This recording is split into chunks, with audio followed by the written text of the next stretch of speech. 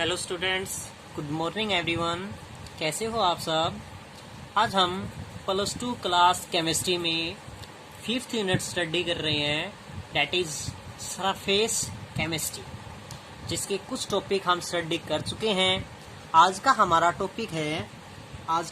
First topic है classification of colloids, यानी जो कोलाइड्स हैं उनके क्लासिफिकेशन के बारे में हम स्टडी कर रहे हैं। फर्स्ट टॉपिक तो क्या है? Classification of colloids.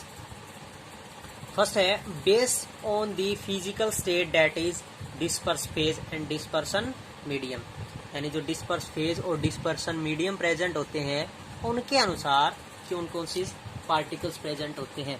Disperse phase और डिस्पर्सन मीडियम के अनुसार 3 टाइप्स प्रेजेंट होती हैं: solid state, liquid state and gaseous state, जिसके बारे में आप पढ़ भी चुके हो। इंटरमोलिकुलर फोर्स ज्यादा होता है, intermolecular force less than solid but greater than liquid, और intermolecular force is less than liquids and solid. Second है based on the nature of interaction. Interactions के अनुसार कौन कौन से प्रेजेंट होते हैं? Lyophilic colloids and lyophobic colloids. कौन कौन से प्रेजेंट होते हैं? Lyophilic and lyophobic. Lyophilic colloids क्या हैं? The colloid solution in which the particles of disperse phase have a great affinity solvent numbing for the dispersion medium. It is reversible in nature. यानी जब particles क्या हो, solvent loving होते हैं, that is can be dissolved in solvent easily. Solvent में easily dissolve हो सकते हैं, उसको क्या कहा जाएगा? Lyophilic colloids. एंड लायोफोबिक क्या होगा? Which is non effective between particles of disperse phase and dispersion medium, that is solvent heating. That are denotes as when particles not dissolve completely in solvent. जो solvent particles में completely dissolve नहीं होते हैं उसको क्या कहा जाएगा? Lyophobic. Third है based on the types of particles. Types of particles के अनुसार कौन कौन से प्रेजेंट हो सकते हैं? मल्टीमोलिकुलर एंड मैक्रोमोलिकुलर्स एंड माइक्रोमोलिकुल्स में प्रेजेंट होंगे। तो फर्स्ट क्या है?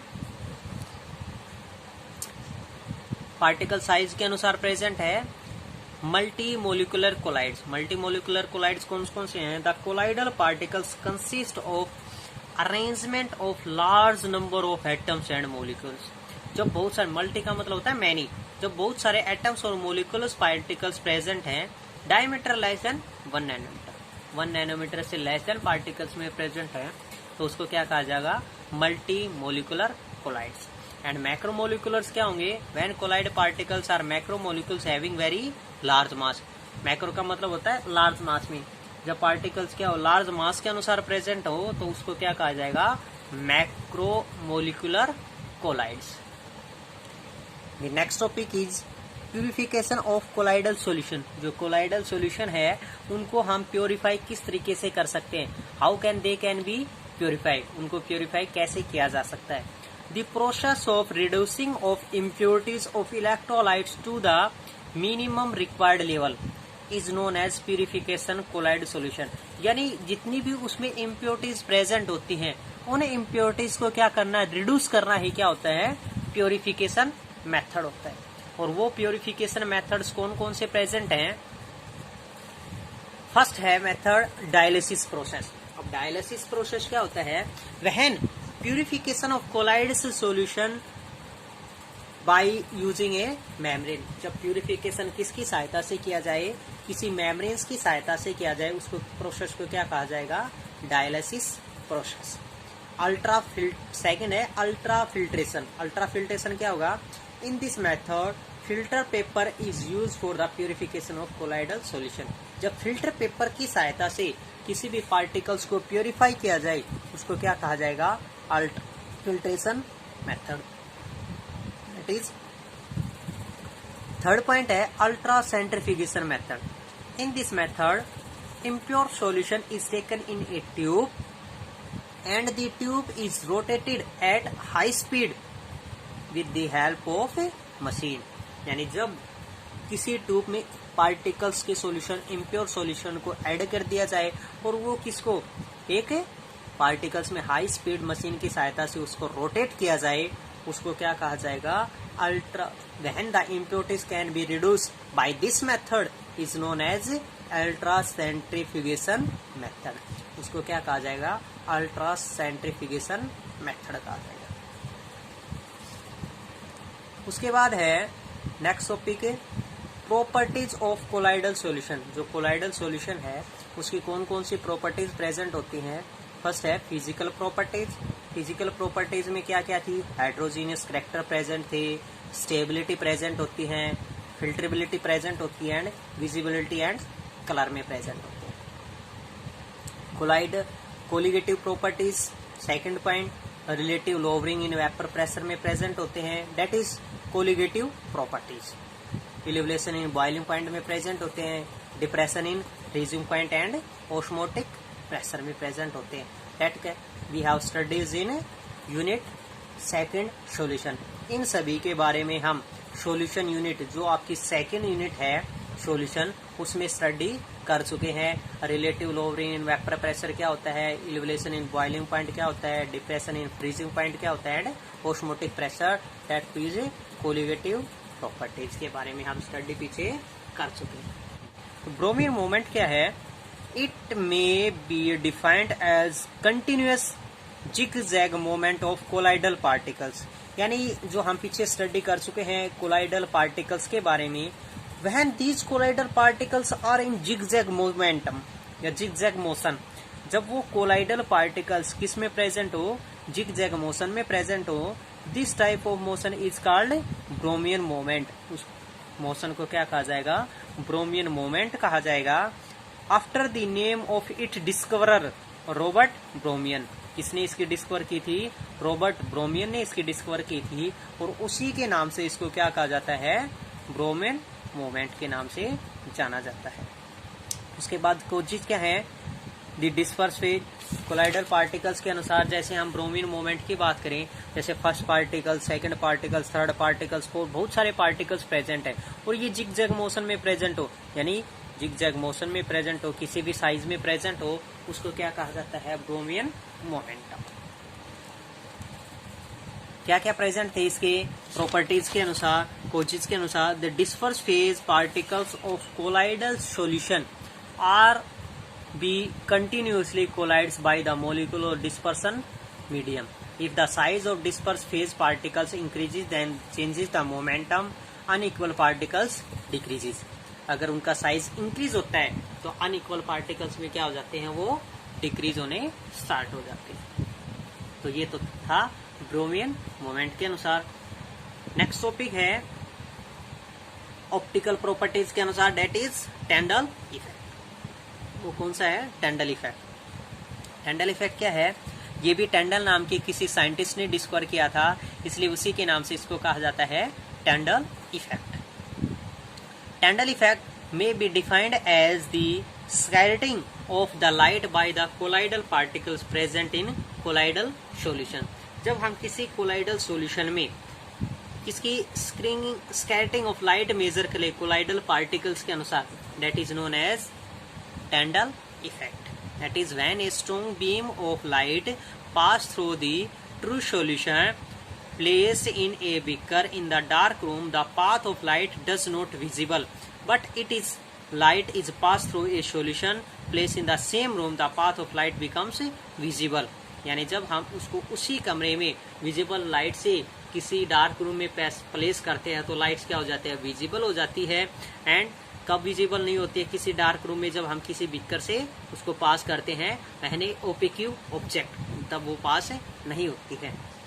जैसे हम फिगर की सहायता से इसको मेजर करें, ट्रू सॉल्यूशन हम लेके चल रहे हैं, एक when no scattering of light particles present, second colloidal solution लेके चलते हैं scattering of light, that is हम एक स्क्रीन लेके चलते हैं कि जिसमें आपके पास कोई भी पार्टिकल्स उस स्क्रीन पर क्या हो जाए, विजिबल हो जाए। तो जब हम किसी टॉर्च की सहायता से विजिबल लाइट्स को पास करते हैं तो क्या हो जाता है, ट्रू सॉल्यूशन में किसी प्रकार का कोई भी स्कैटरिंग नहीं होता है। But in colloidal solution there is a scattering of light, वहां पर क्या हो जाता है, स्कैटरिंग ऑफ लाइट पॉसिबल होता है। That's can be scene on the screen, जिसको हम किस पर सिंग कर सकते हैं, स्क्रीन पर मेजर कर सकते हैं। Tyndall effects and distinction true solution and colloidal solution. और वो क्या है, इन दोनों के बीच में क्या होता है, ट्रू सॉल्यूशन और कोलाइडल सॉल्यूशन के बीच में हम डिनोट्स कर देते हैं कि किस में आपके पास टैंडल इफेक्ट मेजर होता है। The next topic is gold number. Gold number क्या होता है, the number of milligrams of protective colloids required to just prevent the coagulation of a given gold solution when 1 milligram of a 10% solution of sodium chloride is added to it। जब कोई भी particles का number है किसमें present हो, milligrams के अनुसार present है पार्टिकल्स में, colloidal required to just prevent the coagulation. किसको प्रिवेंट करने के लिए, कोएगुलेशन को प्रिवेंट करने के लिए मेजर किया जाता है किसी सॉल्यूशन में, उसको क्या कहा जाएगा, gold number. The next topic is emulsion. Emulsion क्या होता है, the colloidal solution of to immiscible liquids acts as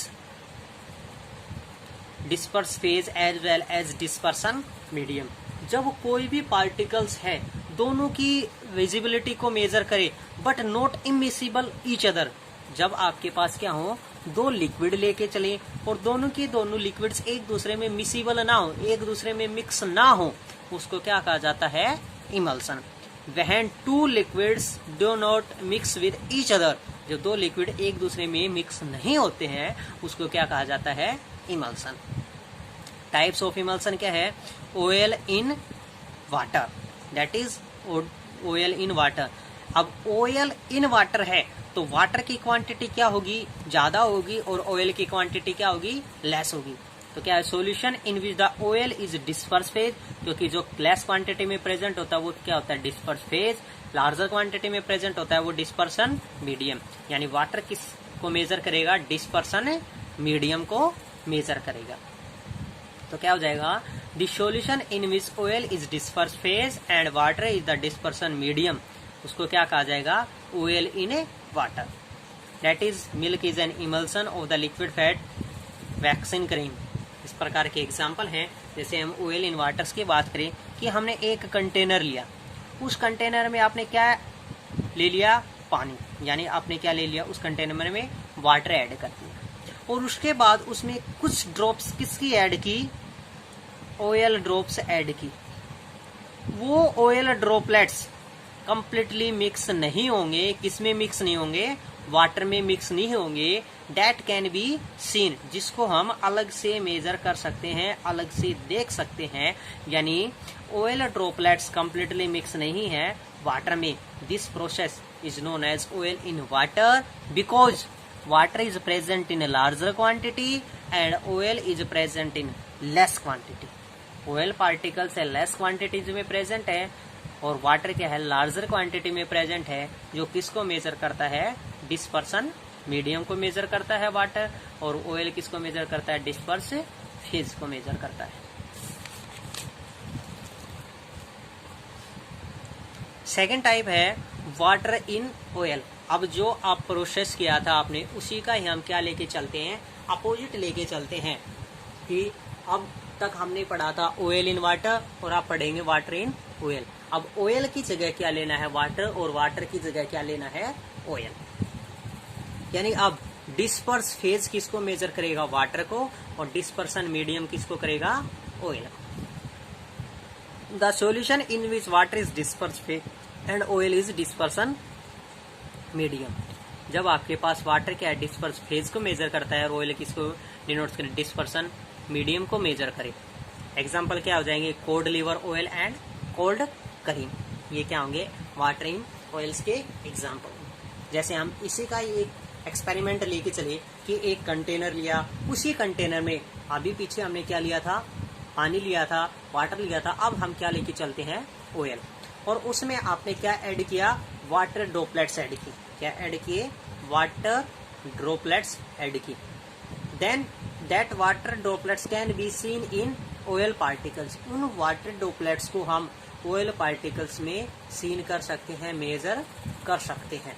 that is known as water in oil emulsion.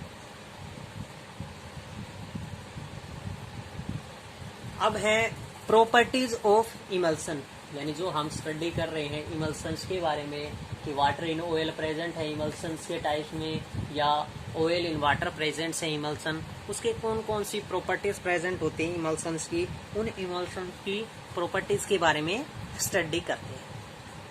तो फर्स्ट प्रॉपर्टी क्या है इमल्सन की, milk which is an important constituent of our diet is an emulsion of liquid fats in water. Milk, जो milk हम daily life में अपने daily routine life में use करते हैं, इन आवर डाइट अपने डाइट्स में यूज करते हैं, is an emulsion of liquid fats, किसका पार्टिकल्स है, एक लिक्विड फैट्स इन वाटर्स का एक इम्पोर्टेंट इमल्सन, एग्जाम्पल है important particles.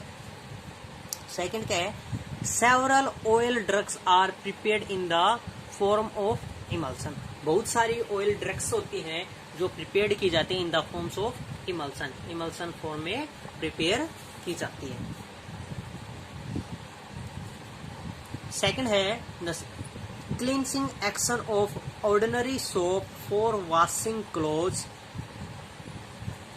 Crockery etcetera is based upon the formation of oil in water emulsion.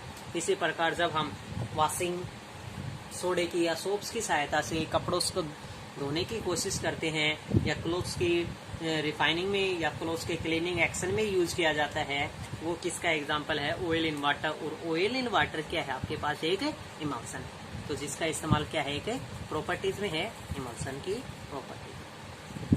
The next one is the digested of fat in the intestine take place by the process of emulsion, यानी जब हम digestion process में small intestines के द्वारा takes process the emulsification, भोजन को पचाने की कोशिश करते हैं, भोजन को पचाया जाता है, उस प्रोसेस में भी क्या इस्तेमाल किया जाता है, डाइजेशन ऑफ फैट्स का इस्तेमाल किया जाता है। That is also a process of emulsion, वो भी किसका प्रोसेस है, इमल्सन्स का ही एक टाइप्स है। तो ये थे आपके पास ब्रोमीन मोमेंट, इमल्सन्स पार्टिकल्स में ब्रोमीन्स मोमेंट्स प्रेजेंट था, टेंडल इफेक्ट प्रेजेंट था, एंड इमल्सन और इट्स टाइप्स एंड प्रॉपर्टी।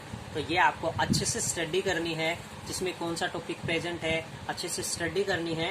और थैंक्स फॉर